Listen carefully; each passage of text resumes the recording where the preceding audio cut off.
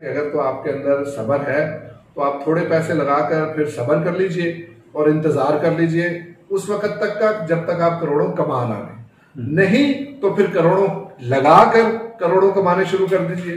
दोनों ऑप्शंस हैं, लेकिन उसमें भी दोनों चीजों में आपने जो है वो जब तक इस काम को सीखेंगे नहीं, आप करोड़ों क्या लाखों भी नहीं और आप हजारों भी शायद ना कमा पाए। अगर आप वाकई रिस्पॉन्सिबल हैं, आपके अंदर सब्र भी है और आपको लोगों की भी फिक्र नहीं है, तो आपके पास जो है वो कारोबार को समझना भी आपको आता है, सीखना भी आप चाहते हैं, तो फिर इसके अंदर जो है वो कामयाबी का। तो आप YouTube से बेसिक नॉलेज बिल्कुल लीजिए, लेकिन अगर आप ये समझते हैं कि YouTube से आप इस बिजनेस को सीख जाएंगे या समझ लेंगे तो वो मुमकिन नहीं है। गोट फार्मिंग के लिए पर्पस के लिए होती है। गोट फार्मिंग जो है वो कुर्बानी के लिए लोग करते हैं। गोट फार्मिंग ब्रीड पर्पस के लिए होती है। बहुत सारे उसमें शोबे हैं। तो पहले तो आपको ये पता हो कि गोट फार्मिंग आप करना क्यों चाहते हैं। जब आप इस बात को एस्टैब्लिश कर लेंगे कि मुझे गोट फार्मिंग करनी क्यों है, फिर आप उसके मुनाफे को कैलकुलेट करेंगे। अस्सलामु अलैकुम। वालेकुम जी। सर कैसे हैं आप? अल्हम्दुलिल्लाह।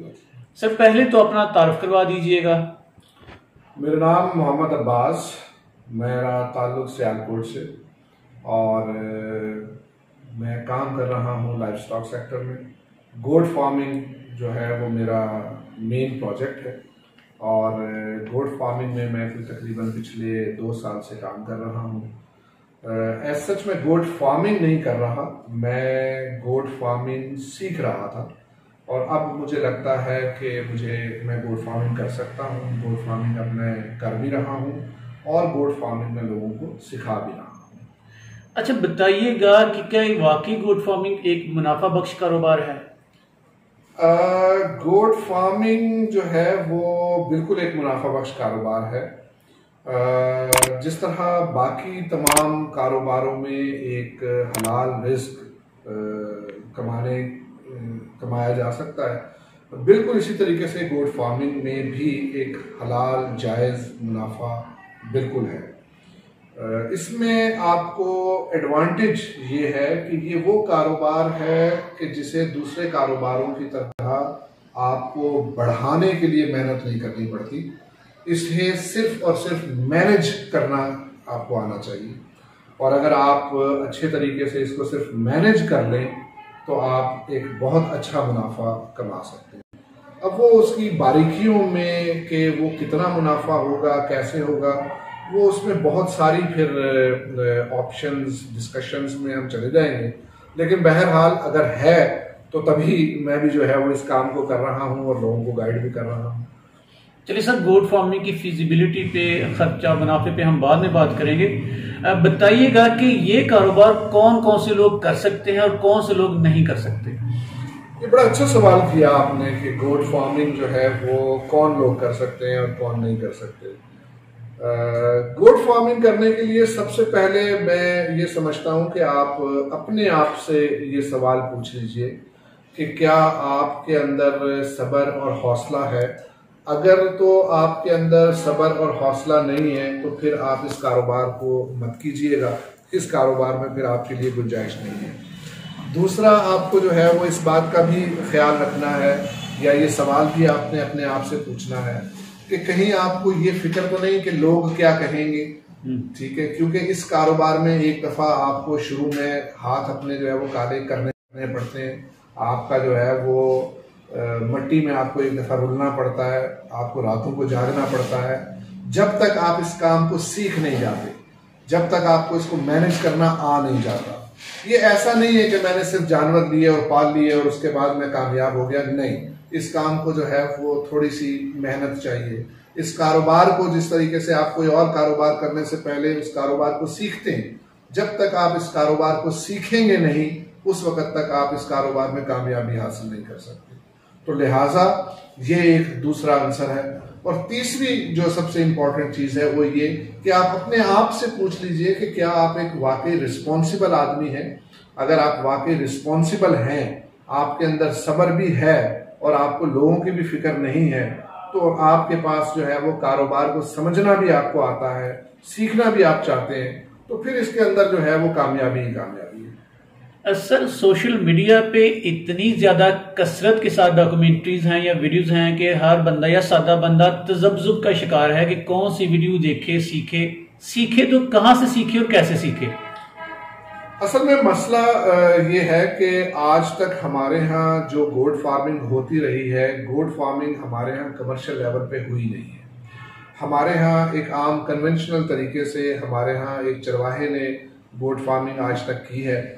और हम जब YouTube को देखते हैं, थोड़ा ही बहुत हमारे पास इल्म है, तालीम है, और हम गोट फार्मिंग को करना चाहते हैं, वो गोट फार्मिंग जिस तरीके से वो कर रहे हैं उस तरीके से वो हम सीखते हैं, लेकिन कमर्शियल लेवल पर उस तरह से गोट फार्मिंग कामयाब है नहीं। तो इन दो चीजों को हम मिक्स कर जाते हैं। ठीक। तो आप YouTube से बेसिक नॉलेज बिल्कुल लीजिए, लेकिन अगर आप ये समझते हैं कि YouTube से आप इस बिजनेस को सीख जाएंगे या समझ लेंगे, तो वो मुमकिन नहीं है।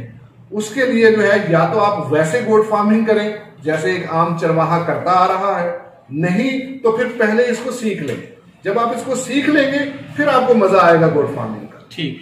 सर बताइएगा, सादा लेकिन अजीब सवाल कि क्या गोट फार्मिंग से करोड़ों कमाए जा सकते हैं?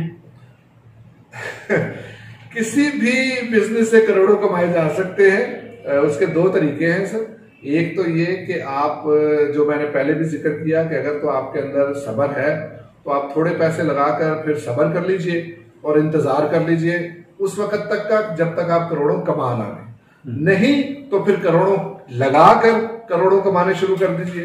दोनों ऑप्शंस हैं, लेकिन उसमें भी दोनों चीजों में आपने जो है वो जब तक इस काम को सीखेंगे नहीं, आप करोड़ों क्या लाखों भी नहीं और आप हजारों भी शायद ना कमा पाएंगे। लोग तो सर उंगलियों पे करोड़ों गिन के बता देते हैं।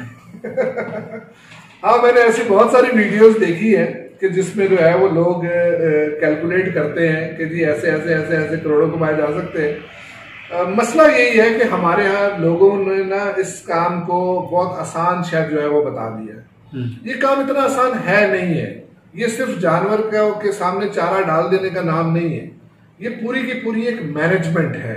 आपने उनकी ग़िज़ाई ज़रूरियात का ख्याल रखना है, आपने उनके ऊपर खर्च करना है, फिर आपने उनमें से जो है वो कमाना है। तो ये जो है वो इस तरीके से नहीं है।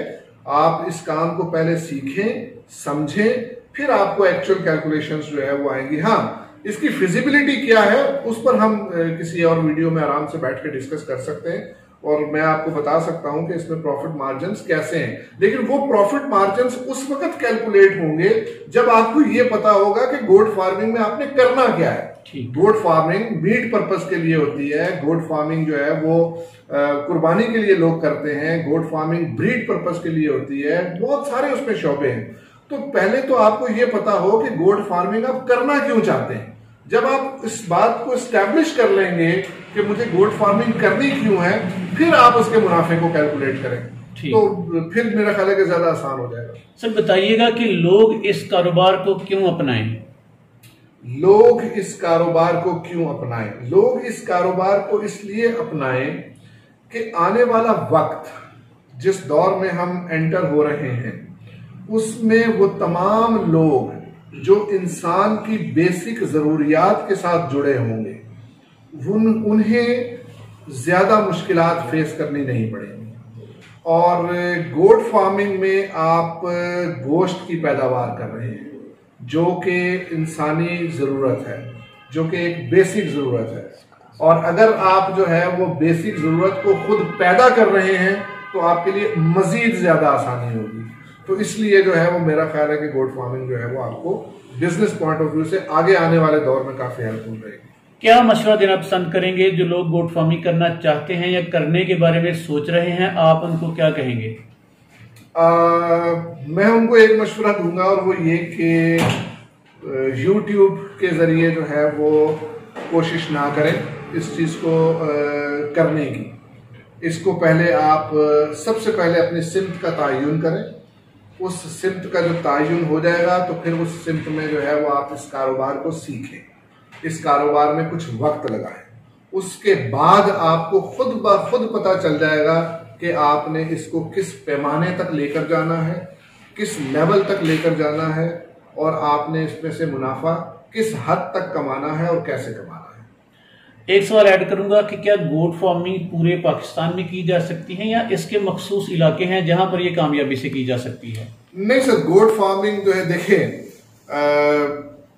अल्लाह ताला ने पूरी दुनिया में मुख्तलिफ किस्म की नस्लें किसी भी जानवर में जो है वो, चाहे वो आप बड़े जानवरों में हों, छोटे जानवरों में हों, वो नस्लें पैदा की हैं उस इलाके के हिसाब से।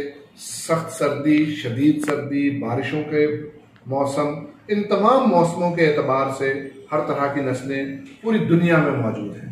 तो पाकिस्तान में तो मौसम को इतना ज़्यादा जो है वो, जिसको कहते हैं ना कि उसमें तब्दीली भी नहीं है, लिहाजा किसी भी हिस्से में ये फार्मिंग की जा सकती है और उसमें ऐसा सच कोई इशू नहीं है, प्रोवाइडेड कि आपको पता हो कि आपने करना क्या है और कैसे मैनेज करना है। सर, आपकी गुफ्तगू सुनकर बहुत इंफॉर्मेशन मिली। मैं चाहूंगा कि आप पाकिस्तानी को मजीद एजुकेट करें, गाइड करें कि गोट फार्मिंग कैसे की जानी चाहिए, कौन कौन सी गलतियां पाकिस्तानी करते हैं, फ्लॉप हो जाते हैं। नेक्स्ट वीडियो में इंशाल्लाह इस तरह के छोटे मोटे टॉपिक्स पे बात की जाएगी।